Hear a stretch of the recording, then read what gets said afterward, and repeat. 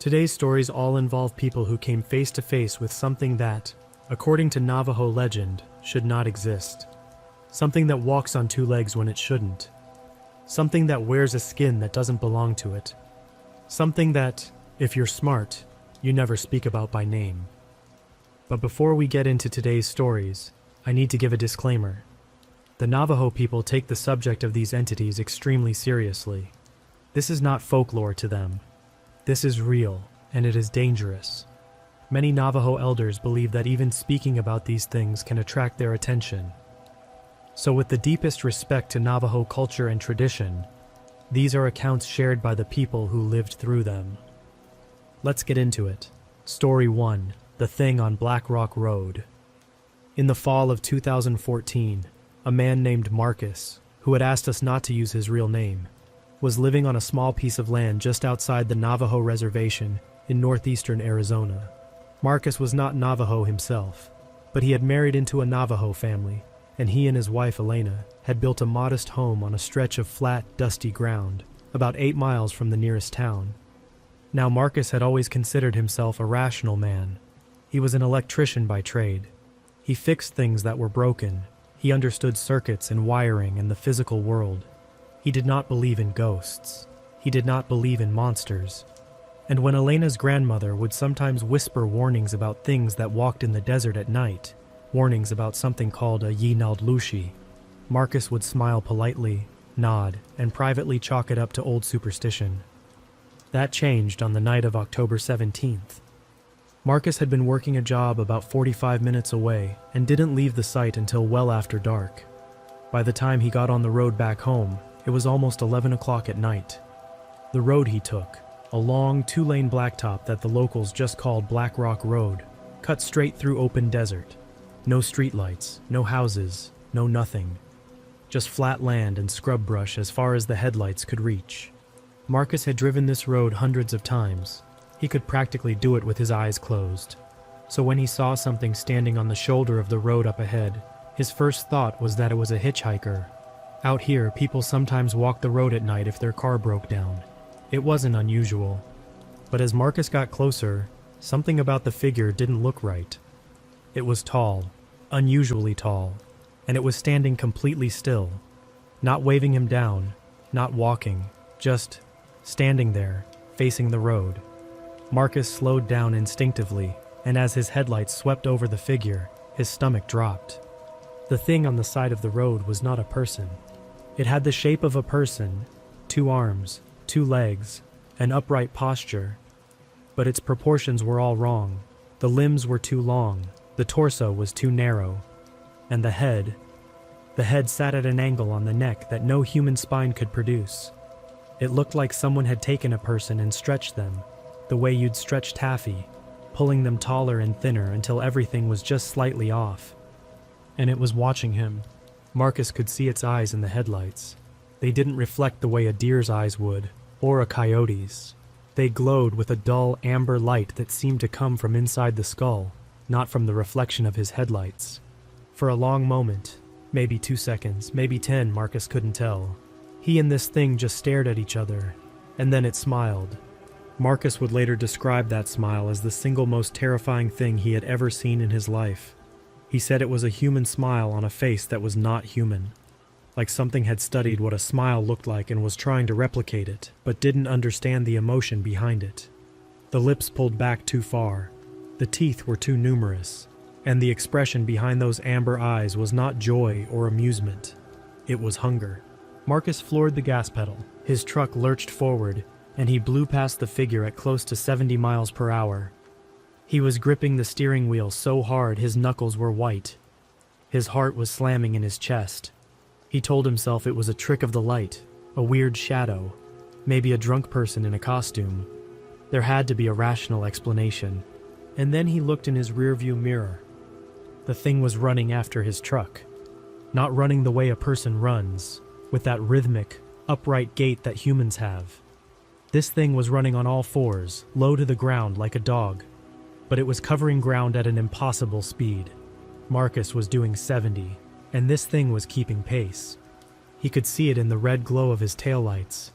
That elongated body, those two long limbs pumping in a blur, that awful face still twisted in that terrible smile, and it was getting closer. Marcus pushed the truck to 80, 85. The old pickup was shaking and rattling on the rough blacktop. He didn't care. He was watching the rearview mirror more than the road, and what he saw made him moan out loud in fear. The thing was now right behind his truck, close enough that he could see individual details.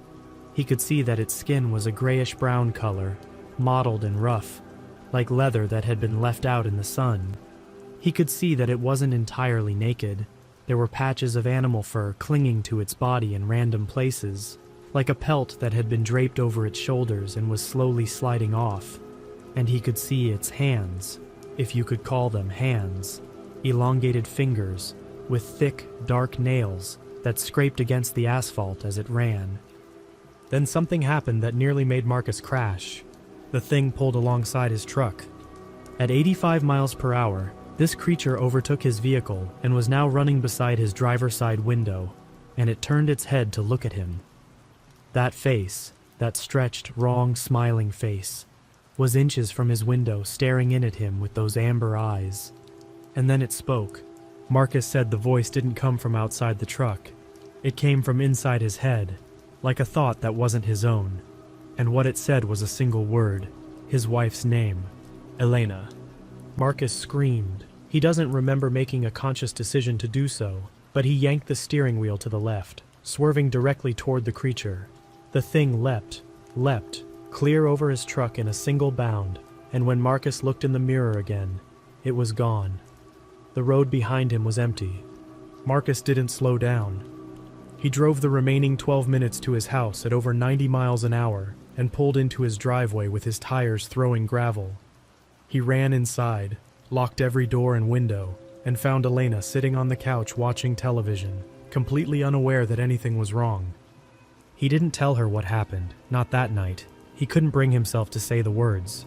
But the next morning, when he went outside to get in his truck, he found something that made his blood run cold. Running along the entire length of the driver's side of his pickup, from the front fender all the way to the tailgate, were 4 long, deep scratches in the paint.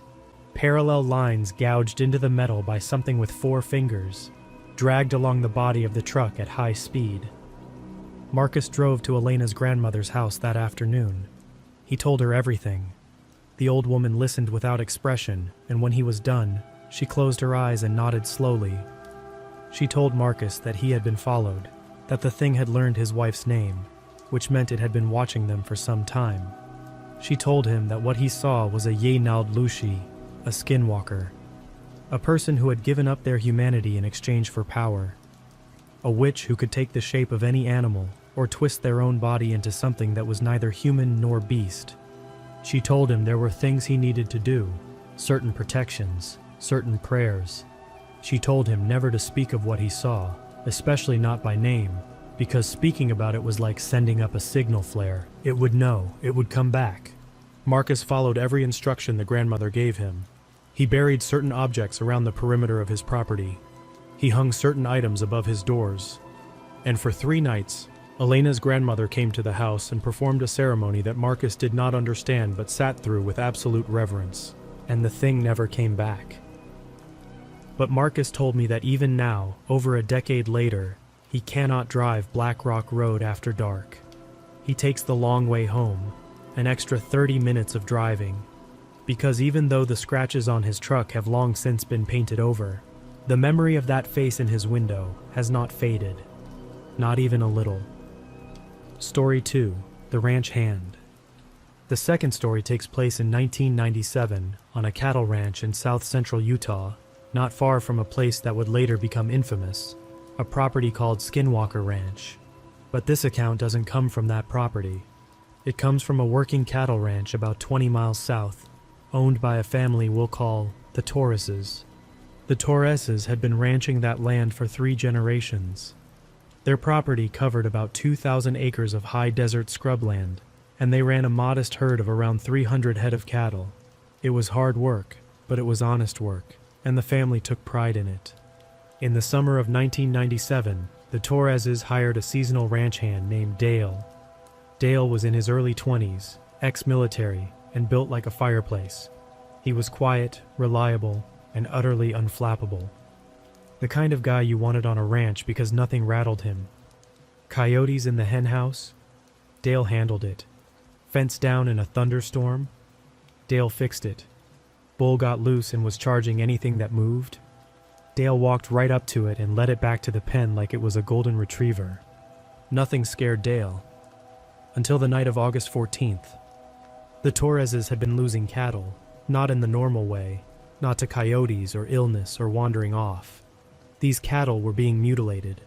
Over the course of about 3 weeks, 4 cows had been found dead in the eastern pasture, and each one had been killed in exactly the same disturbing way. The animal was drained of blood.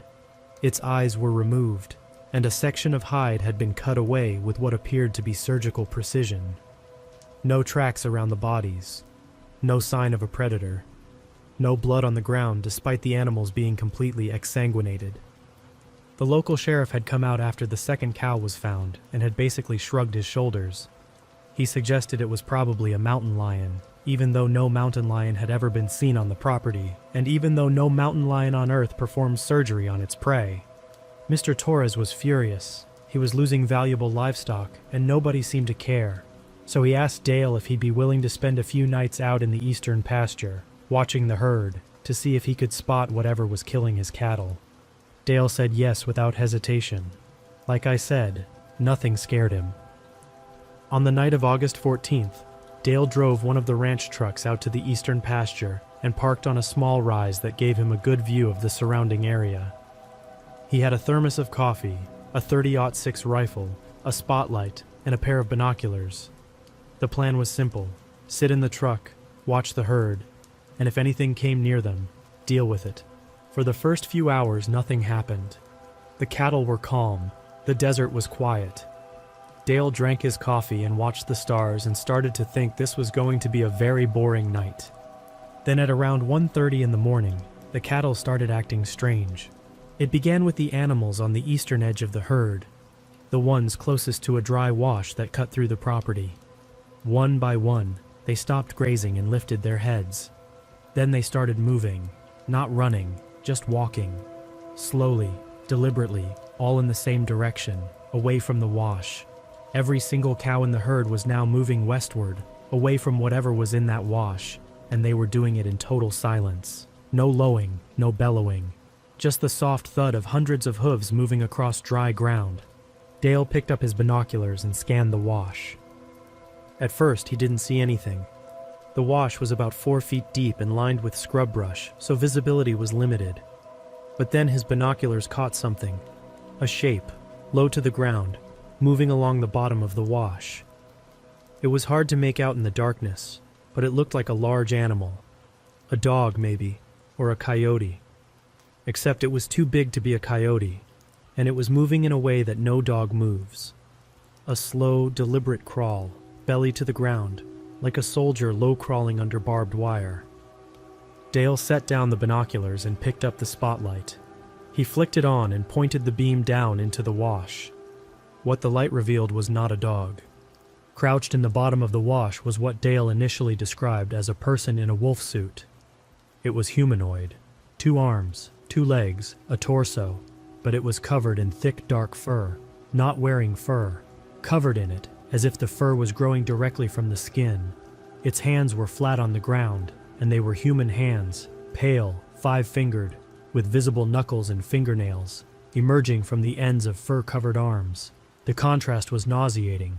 It was like seeing a special effect in a horror movie, except this was real, and it was 30 yards away, and it was looking directly at him. The thing's face was partially obscured by what looked like the upper half of a coyote's skull, worn like a mask. But beneath the skull, Dale could see a jaw, a human jaw, hanging open in a way that reminded him of a snake unhinging its mouth to swallow prey. The lower half of the face was smeared with something dark and wet. Dale was a combat veteran. He had served overseas. He had been in situations where people were actively trying to kill him. And he told me that nothing had ever frightened him the way that thing in the wash frightened him. He said it wasn't just fear. It was something deeper, something primal. Like every cell in his body was screaming at him that he was in the presence of something that should not exist. But Dale was also a man of action, and his training kicked in. He dropped the spotlight, picked up the rifle, and chambered a round. He told himself it was just a person, some psycho in a costume who had been killing the cattle. That's all it was, and he was going to put a stop to it. He shouldered the rifle, put the crosshairs on the thing's chest, and fired. The 30-06 is a powerful round. It can drop a bull elk at 300 yards. At 30 yards, it would go through a person like a fist through wet paper. Dale's aim was true. He saw the impact through his scope. The thing jerked backward as the round hit it square in the chest. And then it stood up, not slowly, like a wounded animal struggling to its feet. It stood up instantly, like a marionette yanked upward by its strings. One moment it was crouched on all fours, and the next it was standing at its full height, and it was tall. Dale estimated later that it was at least 7 feet, maybe closer to 8. Those long arms hung at its sides, and those pale human hands flexed and curled. The coyote skull mask, or whatever it was, tilted to one side, and from behind it Dale heard a sound. A laugh. Not a human laugh, not an animal sound. Something in between. A low, rattling, clicking sound that rose and fell like laughter but had no warmth in it, no joy. It was the sound of something mocking him. Dale chambered another round and fired again, and again, and again. He put 4 rounds into that thing, and each time it jerked from the impact but did not fall, did not bleed, did not react in any way other than to keep making that horrible laughing sound. After the 4th shot, the thing dropped back down to all fours and ran. It ran up the side of the wash and across the open desert with a speed that Dale said was like watching a video on fast forward. It covered 100 yards in what seemed like 2 or 3 seconds, and then it was gone, swallowed by the darkness. Dale sat in that truck for the rest of the night. He did not sleep. He did not get out of the truck. He kept the rifle in his lap with his finger on the trigger and watched the desert until the sun came up. In the morning, he drove back to the ranch house and told Mr. Torres what had happened. Mr. Torres, a man who had lived on that land his entire life, listened without interruption. When Dale was finished, Mr. Torres was quiet for a long time. Then he walked over to a cabinet, opened it, and pulled out a box of rifle cartridges. But these weren't normal cartridges. Each bullet had been dipped in white ash. Mr. Torres told Dale that his own father had made these bullets decades ago. He said that what Dale had encountered was something his family had known about for generations. Something that lived in the desert. Something that the Navajo and Ute peoples had warned about for centuries. And he said that the only thing that could hurt it was a bullet dipped in white ash, blessed in the proper way. Dale took the bullets. He loaded his rifle with them, but he never had to use them. Because after that night, the cattle mutilation stopped, and the thing in the wash was never seen on the Torres property again. Dale quit the ranch at the end of the season and moved back east. He never returned to Utah, and he told me that for years afterward, he would sometimes wake up in the middle of the night drenched in sweat, because in his dreams, he could still hear that laugh. Story 3. The voice outside the window. This third story is the one that honestly disturbed me the most, because it doesn't involve a remote desert road or an isolated ranch. It involves a family, in a house, with children. In 2019, a woman named Kara, again, not her real name, was living with her husband James and their 2 young daughters on a small property on the outskirts of Farmington, New Mexico. Farmington sits at the intersection of 3 rivers and is surrounded by the wide-open landscape of the Four Corners region. It's also very close to the Navajo Nation. Kara and James were both teachers at a local school, and they'd moved to the area a few years earlier from Colorado. They loved the landscape, the community, and the slower pace of life. Their property backed up to open land, miles of sage and juniper stretching out toward sandstone mesas on the horizon. In September of 2019, their older daughter Lily, who was 7 years old, started talking about a dog man. At first, Kara didn't think much of it. Kids have imaginary friends. Kids see shapes in the dark and give them names. Lily said the dog man stood in the backyard at night and watched the house. Kara checked the backyard, saw nothing, and told Lily it was probably a coyote. But Lily was insistent. She said it wasn't a coyote. She said it walked on 2 legs, and she said it knew her name. Over the next 2 weeks, things escalated. Lily began refusing to go near the windows after dark.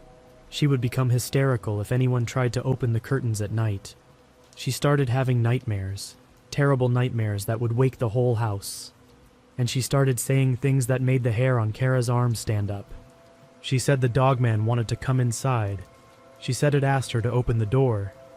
She said it sounded like Daddy. That last detail is what broke Kara's composure. Because one of the most common elements in Skinwalker encounters, something that Kara did not know at the time, is that these things can mimic voices. They can replicate the voice of someone you know, someone you trust, and use it to lure you outside, to get you to open a door, to get you alone. Kara started paying closer attention at night. She would sit in the darkened living room after the girls were in bed and just listen. For the first few nights she heard nothing unusual. The hum of the refrigerator, the occasional bark of a neighbor's dog, the wind. Then, on the 4th night, she heard it. A knocking, at the back door. Not loud, not urgent, just 3 slow, deliberate knocks. Tap, tap, tap. Kara's heart began to pound. James was in bed. The girls were in bed. Nobody should be at their back door at 11:30 at night. She sat frozen on the couch, staring at the back door, which was about 20 feet away across the kitchen. And then she heard James's voice. "Kara, hey, can you let me in? I locked myself out." It was James's voice. Exactly James's voice. The cadence, the tone, the little laugh he does when he's embarrassed. It was all perfect. For a split second, Kara almost stood up, almost walked to the door, because it sounded exactly like her husband. But James was in bed. She had watched him fall asleep 20 minutes ago. Kara did not move. She sat on that couch with her hand over her mouth, trembling, and she did not make a sound. The voice came again. "Babe? Come on, it's cold out here." Same voice, same inflection, but now Kara was listening more carefully, and she noticed something wrong. The voice was coming from too low. James was 6 feet tall. If he were standing at the back door, his voice would come from about the height of the top of the door frame. This voice was coming from about 3 feet off the ground, like whatever was speaking was crouched on the other side of the door. Kara slowly, silently, pulled her phone from her pocket and texted James. She wrote, "Do not get out of bed. Do not come to the kitchen. Stay in the bedroom with the door locked." James, groggy and confused, texted back, "Why? What's wrong?" Kara wrote, "Something is at the back door pretending to be you." There was a long pause. Then James wrote, "I'm calling the police." Kara sat perfectly still. The knocking came again, 3 slow taps. And the voice spoke again, but this time it was different. It was no longer James's voice. It was Lily's. "Mommy, Mommy, I'm scared. Can you open the door?" It was her daughter's voice. Her 7-year-old daughter's voice coming from the other side of the back door, high and small and trembling with fear. And Kara knew her daughter was in bed. She had tucked her in herself, but the sound of that voice nearly broke her. Every maternal instinct she had was screaming at her to get up, to open that door, to protect her child. She didn't move. Kara sat on that couch with tears streaming down her face, and her hand clamped over her mouth, and she did not move. The voice tried 3 more times. Each time, it was a different family member. James, Lily, her younger daughter Sophie, who was only 4 and could barely form complete sentences, and yet the voice replicated her perfectly. Then abruptly the knocking stopped. The voices stopped, and from outside the back door, Kara heard something that she said she will never forget as long as she lives. Breathing. Not human breathing. Something deeper and wetter and bigger. A long, slow inhale through what sounded like a massive set of nostrils, pressed right up against the crack at the bottom of the door. Like something was smelling her, taking in her scent, cataloging her. Then silence. Kara sat on that couch until the police arrived 20 minutes later. 2 officers checked the perimeter of the house with flashlights. They found no one, no footprints, no sign of forced entry, Nothing. But they did find one thing. On the back door, a solid wood door that Kara and James had just repainted that summer, there were scratch marks. Deep, gouging scratch marks arranged in clusters of 4, running from about 3 feet off the ground all the way down to the threshold. Like something with 4 clawed fingers had been dragging its hand down the door while it crouched there, speaking in voices that didn't belong to it. The police wrote it off as an animal, maybe a bear, they said, though bears are almost unheard of in that area. But Kara knew it wasn't a bear, and when she told a Navajo colleague at work what had happened, the woman's face went pale. She didn't say the word. She didn't have to. She just grabbed Kara's hand and said, "You need to talk to my uncle. Tonight. Don't wait." Kara and James met with the colleague's uncle that evening. He was a medicine man, a Hatalia, and he listened to their story with a gravity that told them he believed every word. He came to their house and performed a ceremony. He placed certain items around the property. He told them that under no circumstances were they to ever respond to any voice outside their home at night, unless they could see the person with their own eyes. He told them the thing had been testing their family, learning their voices, studying their habits, and he told them that by refusing to open the door, Kara may have saved her family's lives. The family moved out of that house 3 months later. They now live in a suburb of Denver and have no plans to return to New Mexico. Kara told me she still checks the locks 3 times every night. She still keeps the curtains drawn after dark, and she told me that sometimes, not often, but sometimes, she will be lying in bed and she will hear a faint knocking, 3 slow taps, coming from nowhere, coming from everywhere, and she never ever answers it. Story 4. The Deputy. Our 4th and final story comes from a man who spent 30 years in law enforcement. A man whose job was to deal in facts, evidence, and rational explanations. A man who, by the time he told me this story, had long since retired, and had nothing to gain and nothing to lose by telling the truth. His name is Robert. He was a deputy sheriff in San Juan County, Utah, from 1986 to 2016. During his career, he responded to thousands of calls: domestics, car accidents, bar fights, trespassing, and the occasional dead body. He had seen the worst of what people could do to each other, and very little surprised him anymore. But there was one call that he never wrote up, one incident that he never put in an official report, because he knew, he absolutely knew, that if he had, he would have been removed from duty and sent for a psychological evaluation. It happened in the winter of 2002.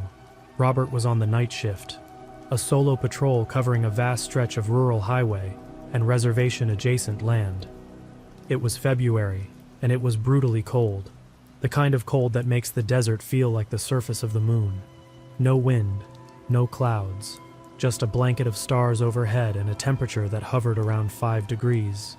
At approximately 2 in the morning, Robert got a call on his radio. A woman on the reservation was reporting a disturbance near her home. She was frightened but vague on details. She said something was outside her house. Something was scaring her dogs. Robert drove out to the address, a small single-story home about 15 miles off the main highway. When he pulled up, the first thing he noticed was the dogs. The woman had 3 dogs, big, tough res dogs that lived outside and could hold their own against coyotes and even the occasional stray. But when Robert arrived, all 3 dogs were under the front porch, not just hiding, wedged under there, crammed into the tightest space they could find, whimpering. These were dogs that would charge a moving car without a second thought, and they were shaking. Robert walked up to the front door and knocked. The woman opened it just a crack, saw his uniform, and pulled him inside so fast he nearly tripped. She slammed the door behind him and locked it. She was Navajo, in her 60s, and she was terrified. Robert could see it in her eyes, a deep fundamental terror that went beyond a simple disturbance call. She told him that something had been circling her house for the past hour. She told him her dogs had started howling around midnight and then had gone silent, which she said was worse. She told him that she had heard something on her roof. Robert asked her what she thought it was. She just shook her head and said, "You know what it is." Robert did not, in fact, know what it was. He was a practical man, so he told her, He'd take a look around the property, and he went back outside. The desert was dead silent, not the normal kind of quiet. Robert had spent decades in the desert and was used to the ambient sounds of the night. Insects, distant coyotes, the whisper of wind through sage. But this was different. This was a complete absence of sound, as if someone had pressed the mute button on the world. Robert unclipped his flashlight and began walking the perimeter of the house. The beam cut through the darkness, illuminating the side of the house, a metal storage shed, an old truck up on blocks, a clothesline, nothing out of the ordinary. Then he turned the corner to the back of the house, and his flashlight beam landed on something in the yard. Footprints. In the thin layer of frost that covered the ground, there were footprints. But they weren't normal footprints. They started at the edge of the property, at the fence line, and they led directly toward the house. The prints were wrong. They were roughly the shape of a human foot, but much too large. Robert estimated later they were at least 18 inches long, and the toes were elongated, almost like fingers. Each print was pressed deep into the frozen ground, which told Robert that whatever made them was extremely heavy. But the strangest thing was the stride. The distance between each print was enormous, 8 to 10 feet apart. Whatever made these tracks had been taking strides that no human could possibly make. Robert followed the footprints. They led to the back wall of the house, and there they stopped. He looked up. On the roof, about 8 feet above him, he could see marks in the frost on the edge of the roof. Handprints. Huge handprints where something had grabbed the edge of the roof and pulled itself up. Robert pulled his sidearm. He was a good shot and a steady hand, but he will freely admit that his weapon was trembling slightly as he stepped back from the house to try to get a view of the roof. He pointed his flashlight upward. The roof was empty. He swept the beam from one end to the other. Nothing. Just the flat, frost-covered surface of the metal roof. But in the frost, he could see marks. Long, scraping marks, like something heavy had crawled across the roof on its belly. Robert was standing there, flashlight pointed at the roof, trying to process what he was seeing, when he heard it, behind him.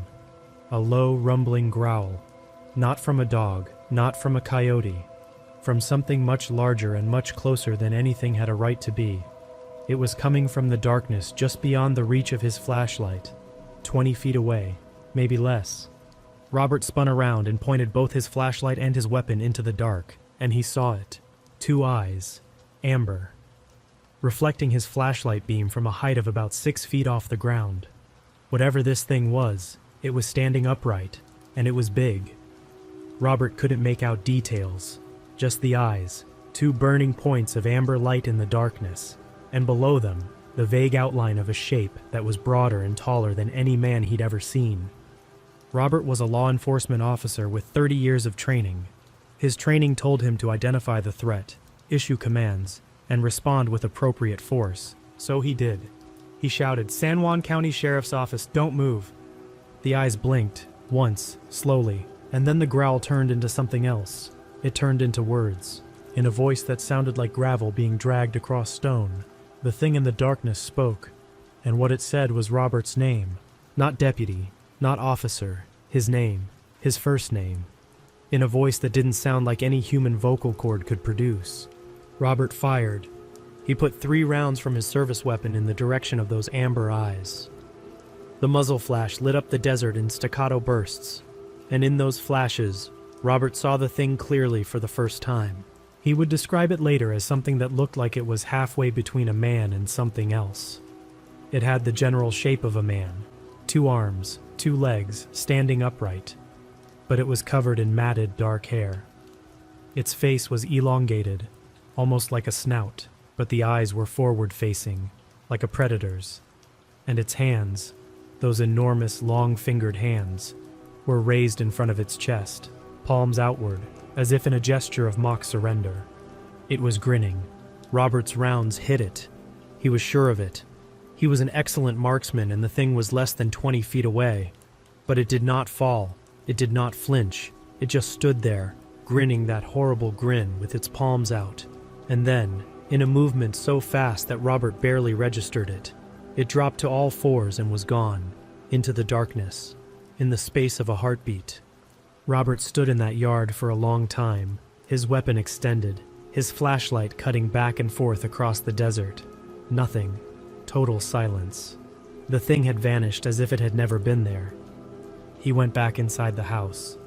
The woman was sitting at her kitchen table with her hands folded, and she looked at him with an expression that said she already knew everything that had happened. Robert sat down across from her. His hands were still shaking. He asked her, very quietly, what that thing was. She told him. She told him in words that he had heard whispered his entire career, but had never taken seriously. She told him about the witches, about the people who choose the dark path, about the ones who sacrifice something precious, something human, to gain the ability to shed their skin and become something else. Robert listened, and for the first time in his career, he believed. He stayed at the woman's house until sunrise. He helped her make coffee. He checked on her dogs, who eventually crawled out from under the porch, but were skittish and wouldn't leave the front step. And when the sun was fully up and the desert was bright and warm and normal, he got in his patrol car and drove back to the station. He never filed a report about that call. He told the dispatcher it was a false alarm. A stray dog had spooked the woman's animals. Case closed. But Robert kept a journal. And in that journal, he wrote down every detail of that night. He wrote down the footprints and the handprints on the roof and the sound of that voice saying his name. He wrote it down because he knew that if he didn't, he would eventually convince himself it didn't happen. And he never wanted to forget. Because forgetting, he said, would be dangerous. Robert is retired now. He lives in a small town in Colorado, far from the desert, far from the reservation, far from the open spaces where things can hide in the dark. He sleeps with a light on. He has done so every night since February of 2002. And he keeps a box of bullets in his bedside drawer, each one tipped in white ash, just in case. That's going to do it for today's stories. If you enjoyed them, please consider following the podcast and subscribing so you don't miss any future content. And if you're ever driving through the desert at night, through that vast, empty darkness where the only light is your headlights and the only sound is your engine, and you see something standing on the side of the road, keep driving. Don't slow down. Don't look in the rearview mirror. And whatever you do, don't open the window, because some things are better left in the dark.